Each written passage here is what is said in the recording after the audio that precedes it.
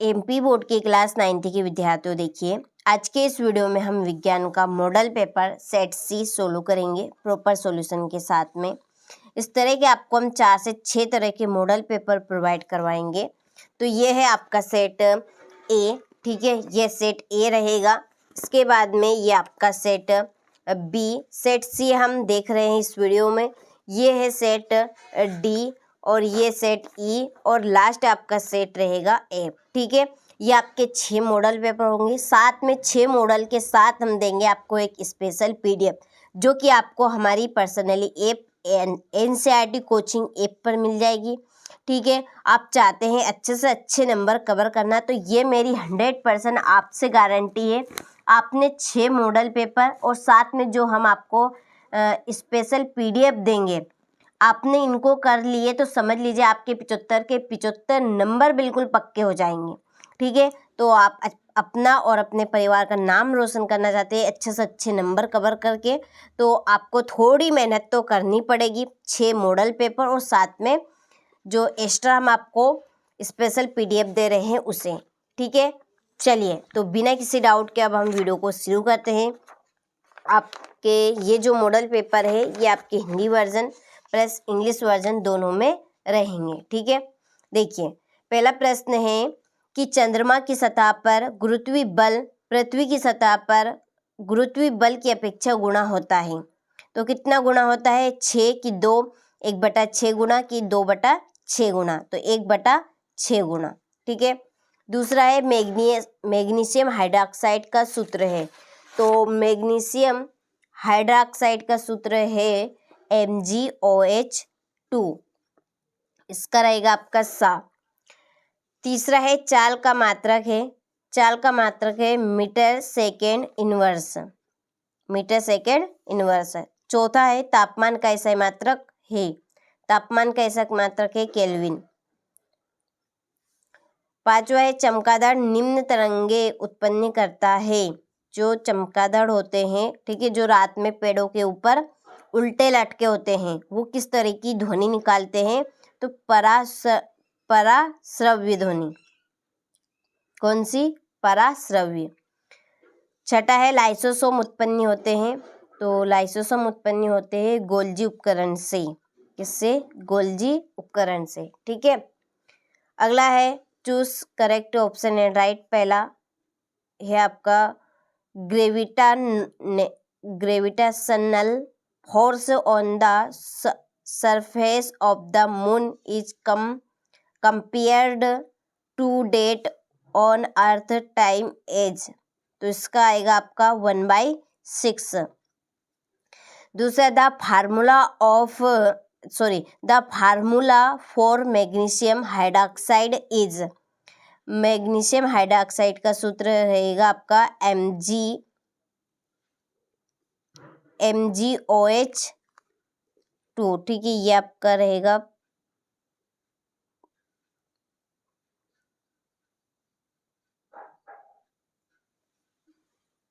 तो इसका सूत्र है MgOH, ठीक है। ये आपका 2 नहीं है, इसमें ये मिसप्रिंट हो गया है, इसमें भी आप सुधारें, हिंदी वर्जन वाले भी, ठीक है, MgOH।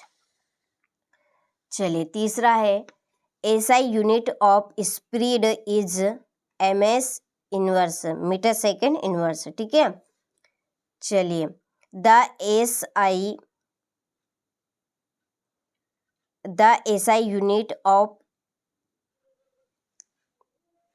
टेम्परेचर इज, ठीक है, the SI unit of temperature is kelvin.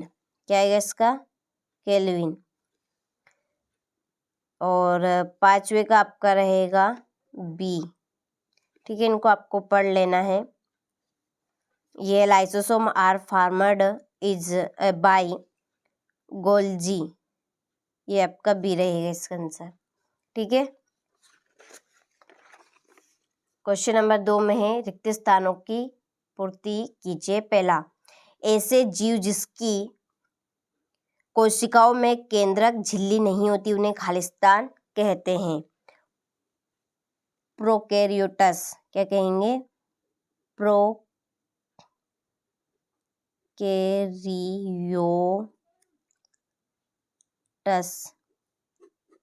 दूसरा है परमाणुओं के समूह जिन पर नेट आवेश विद्यमान रहते हैं उन्हें खालिस्तान आयन कहते हैं।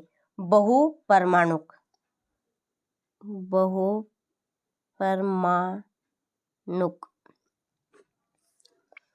तीसरा है स्टेथोस्कोप में रोगी के हृदय की धड़कन की ध्वनि खालिस्तान के कारण डॉक्टर के कानों तक पहुंचती है। तो ध्वनि के परावर्तन के कारण, किसके कारण पहुंचती है? ध्वनि के परावर्तन के कारण। ठीक है, डॉक्टर हमारे हृदय की धड़कन को किस तरह से सुन सकते हैं अपने कानों तक? ध्वनि के परावर्तन के कारण। वेग परिवर्तन की दर को खालिस्तान कहा जाता है त्वरण। क्या कहते हैं? त्वरण। पांचवा है कोलाइड विलयन में प्रकाश की किरण का फैलना खालिस्तान प्रभाव कहलाता है। टिंडल प्रभाव, इसमें आएगा आपका टिंडल प्रभाव। और छठा है जे चैडविक ने परमाणु के अंदर खालिस्तान की उपस्थिति को खोजा न्यूट्रॉन की। किसकी? न्यूट्रॉन की। ठीक है, चलिए फिर है फिल इन द ब्लैंक्स। आपका पहला है organism whose cell lack a nuclear membrane are called. ये आएगा आपका प्रोकैरियोट्स। ठीक है, दूसरा है group of atom carrying net charge is known as IONS। तीसरे में आपका होगा मल्टीप्लाई रिफ्रैक्शन। ठीक है, मल्टीप्लाई रिफ्रैक्शन यानी कि ध्वनि के परावर्तन के कारण। और ये है the rate of change in velocity is called is acceleration. ठीक है, एसेलरेशन। और पांचवें में आएगा टिंडल प्रभाव। ठीक है, और छठे में आपका आएगा न्यूट्रॉन्स। क्या रहेगा? न्यूट्रॉन्स। ठीक है, चलिए फिर है सत्य सत्य लिखिए। पहला कि सभी कोशिकाएं पूर्ववर्ती कोशिकाओं से बनती है, यह विसरो ने बताया। तो ये आपका सत्य है। दूसरा बास इंडिकस भारतीय पशु है, सत्य। धातुएं अघातवर्ध होती है, इनको पीटकर महीन चादरों में डाला जा सकता है, सत्य। जब बल विस्थापन की दिशा के विपरीत दिशा में लगता है तो किया गया कार्य ऋणात्मक होता है, सत्य। परमाणु किसी तत्व का सूक्ष्मतम कण है, सत्य। छठा है न्यूटन का गति का द्वितीय नियम क्रिया प्रतिक्रिया का नियम भी कहलाता है, तो ये आपका असत्य है। ठीक है, चलिए इसके बाद ये आपके इंग्लिश वर्जन वालों के लिए पहले का आपका ट्रू ट्रू ट्रू, ये भी ट्रू, ये ट्रू, और ये आपका रहेगा फॉल्स। ठीक है,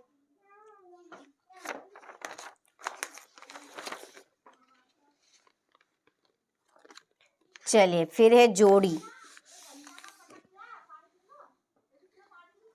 पहला है डाल्टन।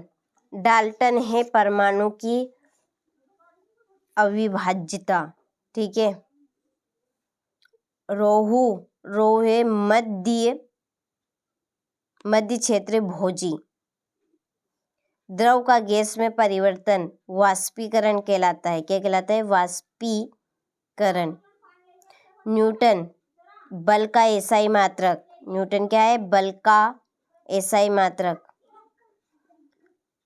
कोलेन कायमा है पौधों में लचीलापन। और ध्वनि है यांत्रिक तरंग। ठीक है, चलिए इसके बाद में ये आपकी इंग्लिश वर्जन वालों के लिए यहाँ पर मैं आपके जोड़ के नंबर डाल देती हूँ। ठीक, कंप्लीट अच्छे से कर लेने हैं। सॉरी, ये मैंने कौन सी क्या ले, पौधों में लचीलापन, ये आपकी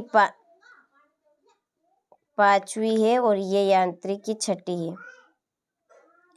छठी है और ये पांचवी रहेगी। पूरी गलत सलत हो गई आपकी, ये पांचवी, ये छठी, ये आपकी चौथी, इसके बाद में कि तीसरी और ये रहेगी दूसरी। ठीक है, चलिए इसके बाद में है एक वाक्य में उत्तर दीजिए। पहला, संवेग का सूत्र लिखिए। संवेग का सूत्र है संवेग इक्वल द्रव्यमान है m इंटू वेग है v। मिश्रित फसल से आप क्या समझते हैं? ठीक है, फिर वाष्पीकरण को प्रभावित करने वाला कोई एक कारक लिखिए। सतह का क्षेत्रफल, इसका है सतह का क्षेत्रफल।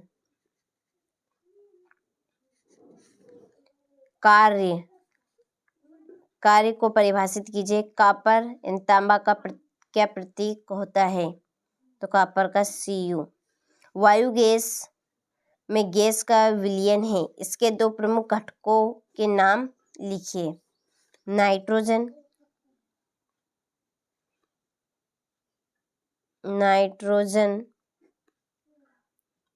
और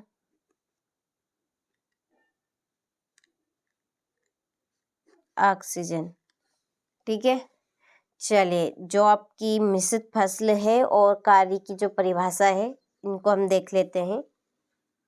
देखिए ये है आपकी मिश्रित फसल की परिभाषा। जब एक ही खेत में दो या दो से अधिक फसलों को एक साथ उगाया जाता है तो इसे हम मिश्रित फसल कहते हैं। ठीक है, किसे कहेंगे? मिश्रित फसल।